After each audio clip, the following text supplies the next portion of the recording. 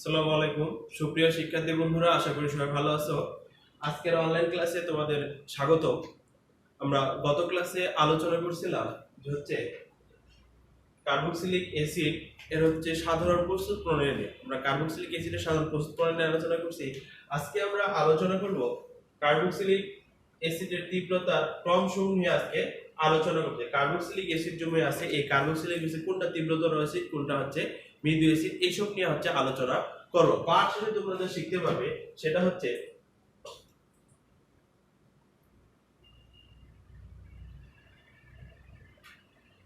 জৈব যৌগের কার্বক্সিলিক মূলক শনাক্তকরণ কিভাবে করব।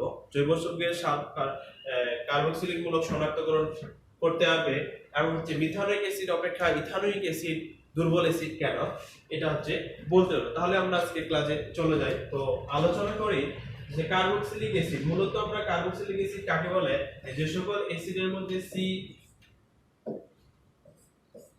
ও এইচ এটা থাকে, এদেরকে বলা হচ্ছে কার্বক্সিলিক অ্যাসিড। এখন তীব্রতার ক্রম নিয়ে আলোচনা করতে গেলে আমাদের মিথানোইক অ্যাসিড এবং ইথানোইক অ্যাসিডের মধ্যে আলোচনা করব। এখন আলোচনা করব মিথানোইক অ্যাসিড ও ইথানোইক অ্যাসিড। তাহলে এই সি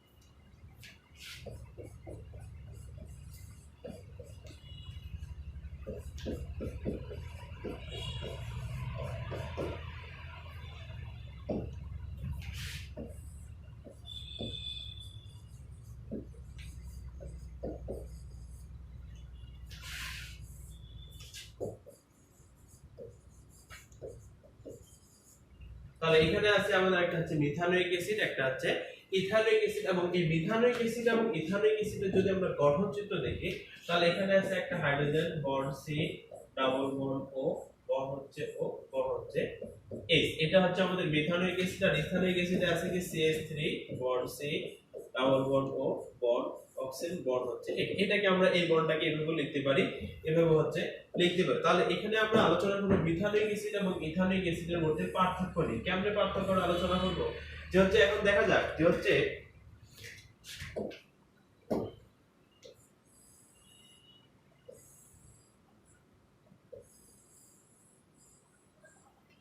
তাহলে এখানে আছে আমাদের মিথানোইক অ্যাসিড, এখানে আছে ইথানোইক। কোনটা তীব্রতম অ্যাসিড বলা হবে, এখানে বলা হচ্ছে যে মিথানোইক অ্যাসিড এবং ইথানোইক অ্যাসিডের মধ্যে মূলত কার্বক্সিলিক মূলকের মধ্যে একটা বন্ধন দেওয়া আছে, যেখানে আমরা আলোচনা করি। একটা আছে কি অক্সিজেন, এটা একটা অ্যালকোহলের মধ্যে, আর এটা কিটোন গ্রুপ। এখানে এই দুইটার সঙ্গে এখন যে কার্বনটা আছে, যে কার্বন এবং অক্সিজেন এবং হাইড্রোজেনের মধ্যে পোলারিটির কারণে এটা ঋণাত্মক, এটা ধনাত্মক। ফলে এটা কি এই ধর্মটার কারণে এরা কি করে, ইলেকট্রনটা কি করে ত্যাগ করে। যার যে সকল অ্যাসিড জলীয় দ্রবণে যত বেশি হাইড্রোজেন ত্যাগ করতে পারে সেই অ্যাসিডটা হবে তততম তীব্রতম অ্যাসিড হবে। যে সকল অ্যাসিড জলীয় দ্রবণে যত বেশি হাইড্রোজেন প্রোটন বা প্রোটন প্রদান করতে পারবে তাদেরকে তত বেশি তীব্রতম অ্যাসিড বলা হবে। সেই অনুপাতে যেহেতু কার্বক্সিলিক, এখানে একটা কার্বন মূলক আছে এবং এদের মধ্যে একটা বন্ধন আছে, কার্বন অক্সিজেন এবং অক্সিজেন হাইড্রোজেনের মধ্যে একটা বন্ধনের মধ্যে এই কার্বক্সিলিক মূলকটা গঠিত আছে। এখন এই কার্বনের সঙ্গে পার্শ্ব শিকলের যে মূলকটা এখানে কি আছে, হাইড্রোজেন যুক্ত আছে। আর এটার ক্ষেত্রে কি আছে,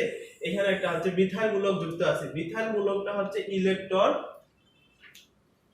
দাতা। এরা কি করে, ইলেকট্রনটা দান করে। এরা সুস্থ অবস্থায় আছে, এরা চায় এই বন্ধনটা ভাঙিয়ে এরা সহজে কি ইলেকট্রন দান করতে। কিন্তু এখানে এই মিথাইল মূলকের ক্ষেত্রে এই মিথাইল মূলক ইলেকট্রন আকর্ষে, এরা ইলেকট্রন কি করে দান করে। এরা কি করে, ইলেকট্রনটা দান করে। এরা এখানে ইলেকট্রন, ফলে এই মিথাইল মূলক ইলেকট্রন প্রদান করে। ফলে কি এই কার্বন এবং অক্সিজেনের মধ্যে ইলেকট্রন ঘনত্বটা বেড়ে যায়। এটার মধ্যে ইলেকট্রন ঘনত্বটা বেড়ে যায়। যখন এই ইলেকট্রন ঘনত্বটা বেড়ে যায় তখন এই হাইড্রোজেন মূলকটা এই বন্ধনটা ভাঙতে পারে না। হাইড্রোজেন যখন এই কার্বনের সঙ্গে যখন এই মিথাইল মূলক যুক্ত থাকে, মিথাইল মূলকটা ইলেকট্রন দান করে। মিথাইল ইথাইল এগুলো ইলেকট্রন দান করে। ফলে ইলেকট্রন দান করার ফলে এই কার্বনের ইলেকট্রন ঘনত্বটা বেড়ে যায়। যখন এই ইলেকট্রন ঘনত্বটা বেড়ে যায় তখন এই কার্বন এবং কার্বন অক্সিজেন বা অক্সিজেন হাইড্রোজেন এই বন্ধনগুলো আরো ঘিরে দৃঢ় হয়। ফলে এরা হাইড্রোজেন ত্যাগ করতে পারে না, বা প্রোটন একটা প্রোটন ত্যাগ করতে পারে না। কিন্তু এই মূলকের সঙ্গে এটার ক্ষেত্রে যেহেতু এই কার্বনের সঙ্গে কোনো ইলেকট্রন দানকারী পরমাণু যুক্ত নেই, সেহেতু এটা কি স্বাভাবিক অবস্থা আছে, সে সহজে ইলেকট্রনটা কি ত্যাগ করতে পারবে। এই ইলেকট্রন সহজে ত্যাগ করার কারণে এটাকে বলা সবল অ্যাসিড, আর এটাকে বলা দুর্বল অ্যাসিড, মানে এটার সঙ্গে যত বেশি মিথাইল মূলক যুক্ত থাকবে অ্যাসিডটা তত দুর্বল হবে, আর যত সংখ্যক কম থাকবে তত অ্যাসিডটা হচ্ছে তীব্র হবে। মানে যত বেশি হবে তত ইলেকট্রন ঘনত্বটা বৃদ্ধি পাবে, আর ইলেকট্রন ঘনত্ব যত বৃদ্ধি পাবে হাইড্রোজেন ত্যাগ করার প্রবণতা হচ্ছে কি তত কমে যাবে, আর যত হাইড্রোজেন ত্যাগ করার প্রবণতা কমে যাবে অ্যাসিডটা তত কি হয়ে যাবে, দুর্বল হয়ে যাবে। এই জন্য বলা হচ্ছে মিথানোয়িক অ্যাসিডটা হচ্ছে তীব্রতম অ্যাসিড, কিন্তু ইথানোয়িক অ্যাসিডটা হচ্ছে দুর্বল অ্যাসিড। কারণ হচ্ছে এটাই যে এটাতে ইলেকট্রন দান করার মতো কোনো মূলক পরমাণু বা মূলক নেই, কিন্তু এটাতে ইলেকট্রন দান করার ফলে এখানকার ইলেকট্রন ঘনত্বগুলো হচ্ছে বৃদ্ধি পায়, কিন্তু এটার ক্ষেত্রে ইলেকট্রন ঘনত্বগুলো বৃদ্ধি পায়। তাহলে এই জন্য এটা সহজে ইলেকট্রন ত্যাগ করতে পারবে, এটা সহজে ইলেকট্রন ত্যাগ করতে পারবে না। এই জন্য বলা হচ্ছে মিথানোয়িক অ্যাসিড ইথানোয়িক অ্যাসিড অপেক্ষা হচ্ছে একটি শক্তিশালী অ্যাসিড, বা ইথানোয়িক অ্যাসিড মিথানোয়িক অ্যাসিড অপেক্ষা হচ্ছে কি দুর্বল অ্যাসিড বলা হয়। আশা করি বুঝতে পারছো মিথানোয়িক এবং ইথানোয়িক অ্যাসিডের মধ্যে পার্থক্য। এখন আমরা আলোচনা করব যে হচ্ছে, এবার তো আলোচনা করলাম, এবার হ্যালোজেন মূলক নিয়ে যদি আলোচনা করি, যেমন এটা একটা যে Cl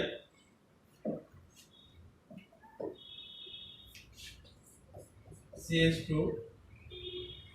bond C double O S, এটা একটা, আর এখানে আলোচনা করব CH3 bond C double O S, এটা একটা। এই দুইটা নিয়ে যখন আলোচনা করব, দুইটার মধ্যে পার্থক্য আমরা আলোচনা করব। পার্থক্য, তাহলে এটার গঠন চিত্রটা আমরা এইভাবে দেখতে পারি যে হচ্ছে C, এটার সঙ্গে একটা গেছে ক্লোরিন মূলক, এই পাশে একটা হাইড্রোজেন, এই পাশে একটা হাইড্রোজেন, অথবা ঠিক আছে, তাহলে C ডাবল বন্ড ও এই গঠনটা আমি আগে দেখছি, যাকে এখানে আলোচনা করব না। তাহলে এটার সঙ্গে কি আছে CH3 C, এখানে দিন O, এখানে হচ্ছে O H। তাহলে আর এটাকে আমরা এইভাবে দেখতে পারি যে এটার গঠন গাঠনিক সংকেত আমরা এইভাবে লিখতে পারি যে হচ্ছে C বন্ড বন্ড হচ্ছে কি OH। এখন এই দুইটার মধ্যে আমরা পার্থক্য যখন নির্ণয় করতে যাব, তখন দেখি যে এই যে কার্বনটা আছে, এই কার্বনটার সঙ্গে কি ছিল একটা হাইড্রোজেন মূলক, অথবা এই যে কার্বনটা যুক্ত আছে আমরা এটাকে, ঠিক আছে, এটার ক্ষেত্রে এখানে যে কার্বনটা যুক্ত আছে এই কার্বনের মধ্যে আবার এই কার্বনের সঙ্গে যে ক্লোরিন মূলকটা আছে, এরা কি করে ইলেকট্রন ঘনত্বটা ক্লোরিন হ্যালোজেন মূলকগুলো যদি ইলেকট্রন আকর্ষী, এরা যে কার্বনের সঙ্গে যুক্ত থাকবে ফলে হচ্ছে কি ইলেকট্রনগুলো নিজের দিকে টেনে নেবে। এখানে যে ক্লোরিন মূলকটা যুক্ত আছে বা হ্যালোজেন মূলকটা যুক্ত আছে, এর কি কার্বনের যে ইলেকট্রন সমূহ আছে ইলেকট্রন সমূহ নিজের দিকে টেনে নেবে, ফলে এটা হচ্ছে ইলেকট্রন হচ্ছে কি হ্রাস পাবে। যখনই এর ইলেকট্রন ঘনত্বটা হ্রাস পাবে তখন কার্বন অক্সিজেন বন্ধন বা অক্সিজেন হাইড্রোজেন বন্ধনগুলো হচ্ছে কি দুর্বল হয়ে পড়বে, আর যখন এটা দুর্বল হয়ে পড়বে তখন এটা হচ্ছে কি প্রোটন হিসেবে এটাকে হচ্ছে ত্যাগ করবে, এটাকে হচ্ছে হাইড্রোজেন আয়ন হিসেবে কি করবে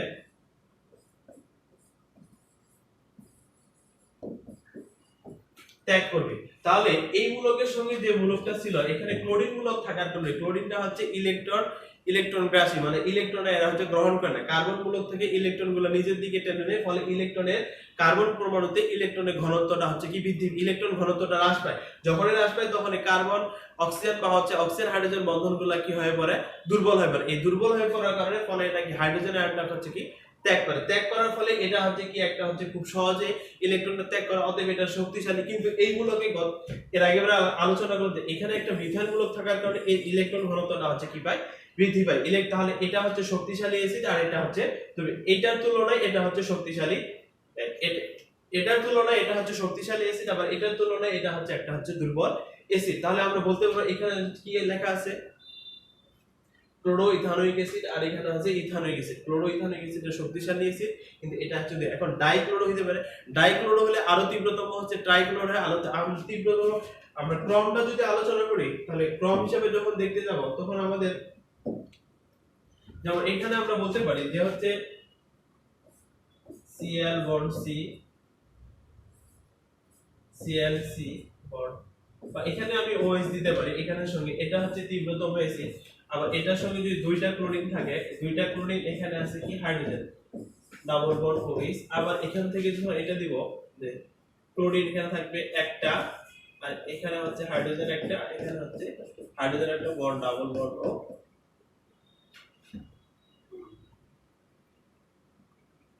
না, এটা হচ্ছে আমাদের এভাবে লিখতে হবে যে হচ্ছে এটাকে আমরা এভাবে করব যে হচ্ছে CH Cl bond CH2 bond C double O H। এটা যখন একটা হলো তখন এরকম হবে, কিন্তু যখন দুইটা হবে তখন এটা আরো কি হবে, তীব্রতা হবে। Cl bond CH bond CH bond C double O H। আবার যখন এটা হবে C Cl Cl C Cl C double O H। তাহলে এই অ্যাসিডটা অধিকতর তীব্রতম, তার যে কম এটা তার যে হচ্ছে কম। তাহলে এইটা হচ্ছে আমাদের হচ্ছে তীব্রতার ক্রম। তাহলে অ্যাসিড সমূহের মধ্যে তীব্রতার ক্রম নিয়ে আমরা আলোচনা করতে পারলাম। এবার আমরা আলোচনা করব যে কার্বক্সিলিক অ্যাসিডের শনাক্তকরণ বিক্রিয়া। কার্বক্সিলিক অ্যাসিড হচ্ছে শনাক্তকরণ বিক্রিয়া। কার্বক্সিলিক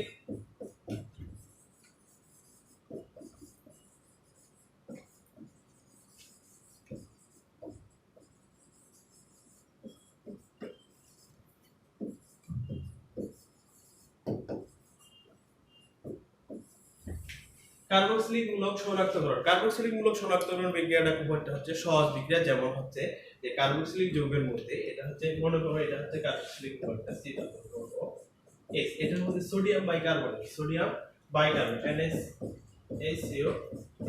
সোডিয়াম একটা জৈব নমুনার মধ্যে সোডিয়াম বাইকার্বনেট যোগ করলে এখানে কার্বন ডাই অক্সাইড হচ্ছে বুদবুদ আকারে গ্যাস বের হবে। এই বুদবুদ আকারে গ্যাসটা যখন হচ্ছে কি চুনের পানিকে ঘোলা করবে, যদি চুনের পানিটাকে ঘোলা করে ফেলে তাহলে মনে করতে হবে এখানে কার্বক্সিলিক অ্যাসিড বিদ্যমান। যদি চুনের পানিটা গলা না করে তাহলে বুঝতে হবে যে এখানে কার্বক্সিলিক অ্যাসিড নেই। তাহলে এটার সঙ্গে বিক্রিয়া করলে কি করতে হবে, R bond C double O Na, carbon ডাই অক্সাইডের একটা হচ্ছে কি গ্যাস প্লাস হচ্ছে পানি। এই যে কার্বন ডাই অক্সাইডের গ্যাসটা, এই কার্বন ডাই অক্সাইডটা তখন কি হবে, চুনের পানি calcium hydroxide plus carbon die oxide, এটা যখন বিক্রিয়া করা হবে চুনের পানির সঙ্গে, এটাকে বিক্রিয়া এই চুনের পানিটাকে কি হবে, গলা করে ফেলবে। অর্থাৎ হচ্ছে calcium carbonate, calcium CO3 plus পানি। এটা হচ্ছে একটি ঘোলা অদ্রবণীয় দ্রবণ তৈরি হবে। এখানে কি হবে, ঘোলা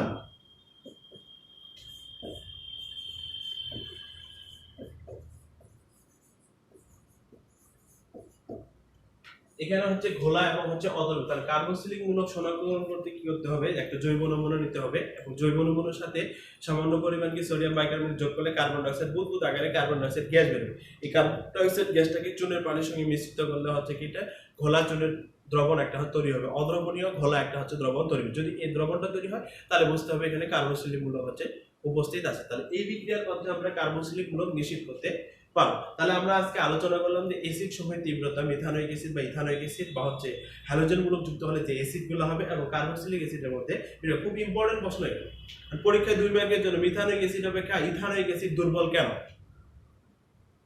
ক্লোরোমিথানোয়িক অ্যাসিড অপেক্ষা মিথানোয়িক অ্যাসিড হচ্ছে দুর্বল কেন। এই যে প্রশ্নগুলো, এই প্রশ্নগুলো আমাদের খুব পরীক্ষায় 2 মার্কের জন্য খুব ইম্পর্টেন্ট। ছোট প্রশ্নটা হচ্ছে ছোট কিন্তু খুব ইম্পর্টেন্ট। একটা পরীক্ষার খাতায় 2টা মার্ক মানে অনেক কিছু।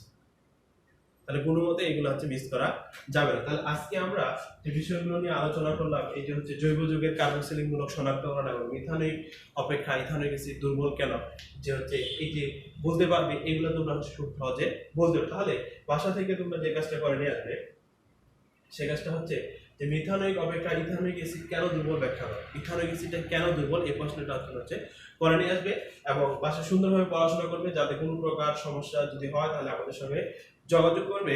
কারণ বাসায় কেমিস্ট্রির প্রশ্নগুলো অনেক রিঅ্যাকশন আছে, রিঅ্যাকশনগুলো বুঝতে হবে, করতে হবে। কোনো প্রবলেম হলে আমাদের সঙ্গে যোগাযোগ করবে, ইনশাআল্লাহ আমরা সলভ করে দেব। তো আজকে এই পর্যন্ত। এতক্ষণ আমার সঙ্গে ক্লাস করার জন্য সবাইকে অসংখ্য ধন্যবাদ। ভালো থাকো, সুস্থ থাকো, খোদা হাফেজ।